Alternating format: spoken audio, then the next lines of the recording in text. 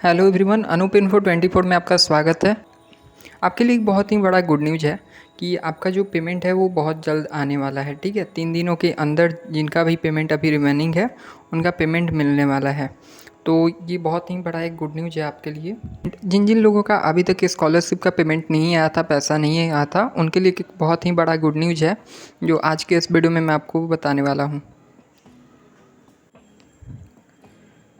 तो मैं आपको बता दूं कि जो भी जनरल कैटेगरी के छात्र थे, जो भी जनरल कैटेगरी के स्कॉलरशिप जिन्होंने भी अप्लाई किया था, उनका पेमेंट अभी तक नहीं आ रहा था, और आ भी रहा था तो बहुत कम आ रहा था, या एक इंस्टॉलमेंट आ रहा था दूसरा नहीं आ रहा था। तो ऐसे काफ़ी प्रॉब्लम हो रहे थे। बट मैं आपको बता दूं कि अब जो 3 दिन के अंदर जो है ना, आपका सबका पेमेंट जो है जनरल कैटेगरी वालों के लिए आएगा, क्योंकि आज काफ़ी लोगों का पेमेंट आया हुआ है और मैं आगे आपको दिखाऊंगा भी स्क्रीनशॉट जो होगा हमारे पास।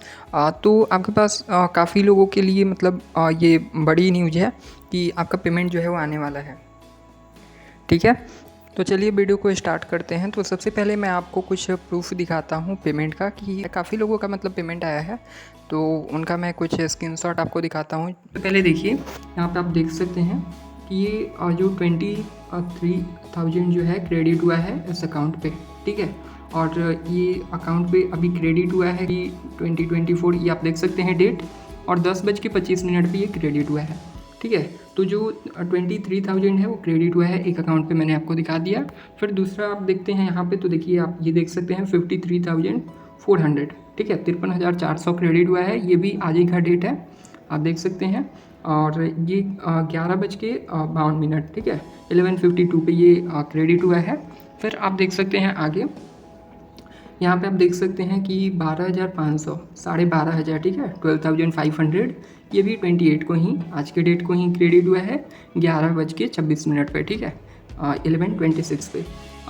इसके बाद फिर आगे देखें तो यहाँ पे आप देख सकते हैं कि इनका 8,000 एक का क्रेडिट हुआ है, ये 10:32 में हुआ है। ठीक है, 10:32 पे हुआ है, आज ही का ये भी है। और भी काफ़ी पेमेंट है, काफ़ी लोगों का पेमेंट आया हुआ है, जैसे आप देख सकते हैं स्क्रीनशॉट में। तो काफ़ी लोगों का आज पेमेंट आया हुआ है। अब सबका हमारे पास स्क्रीनशॉट नहीं है, बट मैंने कुछ प्रूफ आपको दिखा दिया कि पेमेंट आज आया हुआ है 28 को। और ये सभी लोग जो है ना वो जनरल कैटेगरी के हैं। ठीक है, वो सभी लोग जो हैं वो जनरल कैटेगरी के हैं। वो अब आगे बात करते हैं कि काफ़ी लोगों का डाउट था कि हमारा जो जनरल कैटेगरी है उसमें पेमेंट नहीं आ रहा है। ठीक है, जनरल कैटेगरी में पेमेंट नहीं आ रहा है, तो अभी जो है पेमेंट आना स्टार्ट हो चुका है। और ये पेमेंट जो है आप जनरल कैटेगरी में पेमेंट हुआ है। ठीक है, जो भी पेमेंट है 12,000, 8,000। अब ये आप देख रहे होंगे कि कोई को 15,000 हो रहा है, कोई को 20,000 हो रहा है, किसी को 30 हो रहा है, 35 भी हो रहा है, 12,000 भी हो रहा है, 6,000 भी हो रहा है, 2,500 भी हो रहा है।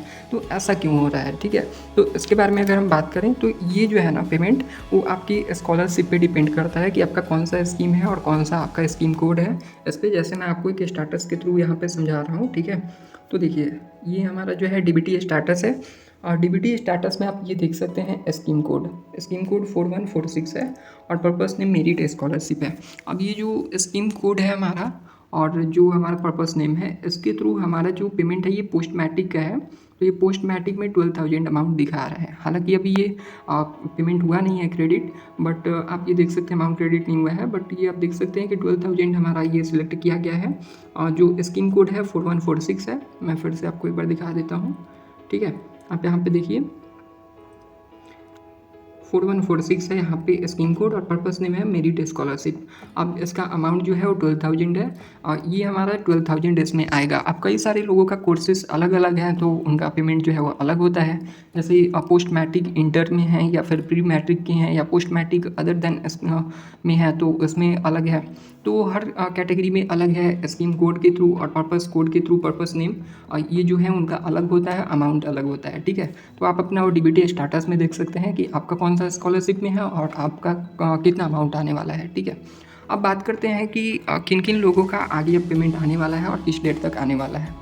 तो मैं आपको बता दूं कि एक्सपेक्टेड डेट जो है वो 28 to 31, ठीक है, 28 to 31 मार्च है। जो कि आपका एक्सपेक्टेड डेट है। यानी कि जिनका भी वेरिफिकेशन हो चुका है पीएफएमएस के थ्रू, कई लोगों का जो एप्लीकेशन स्टेटस है वो दिखा रहा है कि application send to PFMS for payment, but जब scholarship amount processed from NSP to PFMS देख रहे हैं तो वहाँ नो दिखा रहा है। और कई लोगों का यस भी दिखा रहा है, PF number, PFMS number, token number, ये सारा कुछ भी मिल चुका है, तब भी उनका पेमेंट नहीं आया है। ठीक है, तो इसमें काफ़ी सारे प्रॉब्लम हैं, मैं आपको एक्सप्लेन करता हूँ। ठीक है, अब पहला चीज़ क्या है कि आप जैसे देखते हैं कि आपका जो पहले स्कीम कोड मिल जाता है, मेरिट स्कॉलरशिप, ये सारा कुछ आप देख रहे हैं। अपना आपका जो मिला होगा वो आप देख सकते हैं डीबीटी स्टेटस से। हाँ, हालांकि डीबीटी स्टेटस जब आप चेक करने जा रहे हैं तो आपको एरर दिखा रहा है। ठीक है, कोई भी अगर आप पीएफएमएस की साइड से कोई भी आप स्टेटस चेक करने जा रहे हो, चाहे वो डीबीटी आपका हो, चाहे आपका ट्रैक एनएसपी पेमेंट के थ्रू आप चेक कर रहे हैं, या फिर आपका जो नो योर पेमेंट के थ्रू बैंक अकाउंट डिटेल आप चेक कर रहे हैं, तो वहाँ पे भी ये ओपन नहीं हो रहा है। क्यों नहीं हो रहा है? तो इसके लिए मेरी हेल्प डेस्क से बात हुई, जो पीएफएमएस हेल्प डेस्क है, ठीक है, उनसे मेरी बात हुई।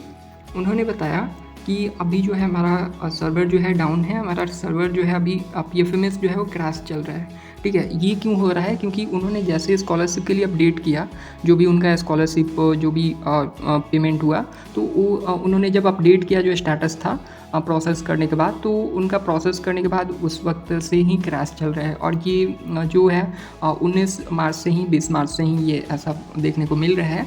तो आप इसके लिए घबराएं नहीं, हर कोई का यही बता रहा है कि एरर है, an error has occurred in this page, please contact administrator, या फिर आपको देखने को मिल रहा है कि प्लीज़ ट्राई अगेन, या फिर आपका वर्ड वेरिफिकेशन मैच नहीं कर रहा है जबकि आप सेम वर्ड वेरिफिकेशन आप सही फिल कर रहे हो तब भी। तो ये सारा कुछ जो है पीएफएमएस के पोर्टल पे ही प्रॉब्लम है, ये हमारा कोई यहाँ पे फॉल्ट नहीं है। ठीक है, तो मैंने आपको बता दिया कि आपका जो डेट है तो 31 मार्च तक आपका जो है पेमेंट हो जाएगा कंप्लीट। ठीक है, जिनका भी बाकी है, अब किनका किनका होगा तो ये मैं आपको बता दूं कि अगर आपका जो एप्लीकेशन है, एप्लीकेशन आपका पीएफएमएस के पास जा चुका है, आपको एक रिक्वेस्ट डेट मिल चुका है, आपका वैलिडेट हो चुका है पीएफएमएस के थ्रू, जब आपका वैलिडेट हो चुका है उसके बाद आपका अप्रूव हो चुका है और ट्रेजरी में कोई नहीं है, सैंक्शन आपका जब क्लोज हो चुका है, अंडर सैंक्शन नहीं, जब सैंक्शन आपका क्लोज हो चुका है, और फिर आपका जो फाइल स्टेटस है ये आपका बैंक रिसीव कर लेता है। तो बैंक रिसीव करने के बाद आपका 48 आवर्स यानी कि 2 से 3 दिन आपको लगते हैं, अपना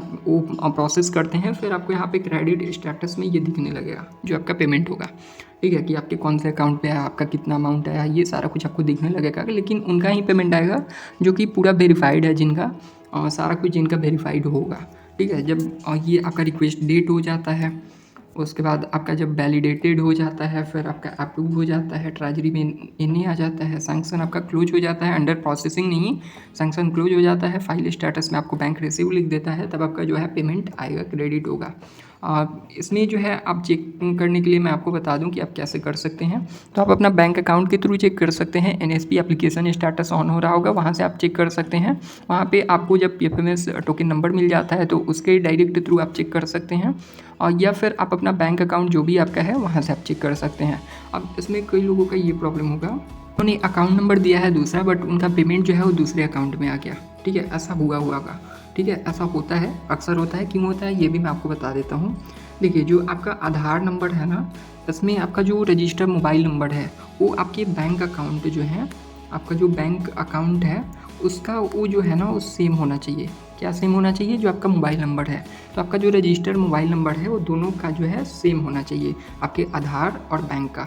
जब आपका ये दोनों सेम होता है तो आधार लिंक बना जाता है एनएसपी गाइडलाइंस के थ्रू। अगर आपका नेम मैच करता है दोनों में, बैंक अकाउंट में और आपका आधार नंबर में, तो आपका पेमेंट होता है। पेमेंट चूँकि ये जो है ना आधार इनेबल्ड पेमेंट सिस्टम के थ्रू होता है, मैं ये भी आपको आगे दिखा देता हूँ ये कैसे होता है। ओके, तो आप यहाँ पे देख सकते हैं कि हमारा अकाउंट वैलिडेशन स्टेटस में जैसे ये हमारा पहले का है। ठीक है, तो यहाँ पे आप देख सकते हैं कि अकाउंट वैलिडेटेड लिखा हुआ है और and name matched as per NSP guidelines लिखा हुआ है। ठीक है, तो अब एनएसपी गाइडलाइंस क्या है, इसके लिए हमारा एक अलग से वीडियो है, वो आप देख सकते हैं। बाकी मैं आपको ब्रीफ में बता देता हूँ कि एनएसपी गाइडलाइंस ये कहता है कि आपका जो आधार नंबर है, आधार नंबर और आपका जो बैंक अकाउंट है, ठीक है, जो आपका बैंक है, ये दोनों जो है लिंक होना चाहिए, जो दोनों है ये सेम होना चाहिए मोबाइल नंबर इनका। ठीक है, जब आपका ये दोनों सेम होता है तो आपका आधार लिंक्ड बैंक अकाउंट में ये पेमेंट होता है। अगर आप दूसरा अकाउंट भी देते हैं और वो अगर आधार लिंक नहीं है, मोबाइल नंबर आपका सेम नहीं है आधार और बैंक अकाउंट का, तो ये लिंक नहीं माना जाएगा और आपका उसमें पेमेंट नहीं जाएगा। चूँकि आधार इनेबल्ड पेमेंट सिस्टम आप यहाँ पे देख सकते हैं AEPS के थ्रू पेमेंट जाएगा आपका, ठीक है। तो जब आपका AEPS के थ्रू पेमेंट जाएगा तो आपका उसी अकाउंट में जाएगा जो कि आधार इनेबल्ड पेमेंट सिस्टम के लिए वेरीफाई होता है, उसी में आपका प्रोसेस होगा पेमेंट। तो ये काफ़ी लोगों का प्रॉब्लम आ रहा है। इसका 3 सॉल्यूशन है, या तो आप अपना बैंक अकाउंट जो भी है आपका उसमें आप अपना आधार लिंक करवा लीजिए, ठीक है। या अगर आप आधार लिंक नहीं करवा सकते हैं तो न्यू अकाउंट आप ओपन करवा लीजिए, या फिर अगर आप ऐसा भी नहीं कर सकते हैं तो आपका जो मोबाइल नंबर है वो आप सिर्फ चेंज करवा लीजिए तो भी आपका हो जाएगा, ठीक है। तो अगर आप अपना मोबाइल नंबर चेंज करवाते हैं, जो भी आपका अकाउंट नंबर है, अगर आपने मान लीजिए जैसे हमारा ये इंडिया पोस्ट पेमेंट बैंक का ये पेमेंट आपको दिखा रहा है, ठीक है, हमारा इंडिया पोस्ट पेमेंट बैंक का ये पेमेंट दिखा रहा है कि इस अकाउंट में आया। इंडिया पोस्ट पेमेंट बैंक में अगर हमारा लिंक नहीं है आधार लिंक तो हमारा दूसरे अकाउंट में जाएगा। अगर हमने ये दिया होता या दूसरा दिया होता तो भी हमारा उसी अकाउंट में जाएगा जिसमें लिंक है। अगर आपके पास 2-3 अकाउंट है और कोई भी एक बैंक अकाउंट लिंक है तो आप उससे भी चेक कर सकते हैं, उसमें आपका पेमेंट हो सकता है आ गया होगा या फिर आएगा, ठीक है। और तो आप जो भी आप एक बार चेक कर लीजिए जो भी आपका आधार लिंक है आपने जिसको करवाया हुआ है, या अगर आपने नहीं करवाया है तो ये बिल्कुल आप अभी करवा लीजिए, क्योंकि आधार लिंक बहुत इंपॉर्टेंट है, ठीक है। आधार लिंक बहुत इंपॉर्टेंट है। जब आपका आधार लिंक होगा तभी आपका जो है पेमेंट वो क्रेडिट होगा आपके पास, ठीक है।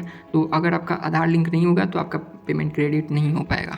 तो ये ध्यान रखिएगा कि आप अपना आधार इनेबल्ड पेमेंट सिस्टम के लिए वेरीफाई कर रहे हो अपने अकाउंट नंबर के लिए, और फिर आपका आधार लिंक बैंक अकाउंट हो, और अगर नहीं हो तो आप तीनों में से कोई भी एक चीज़ देख सकते हैं। आपका नेम सेम होना चाहिए, तभी आपका अकाउंट वैलिडेट होगा, NSP गाइडलाइन तभी फॉलो होगा, और तभी आपका पेमेंट जो है वो प्रोसेस होगा। बाकी वीडियो अच्छा लगा हो तो लाइक कीजिएगा, और कोई भी क्वेश्चन होता है कमेंट कीजिएगा, और चैनल को सब्सक्राइब कीजिएगा। Thank you.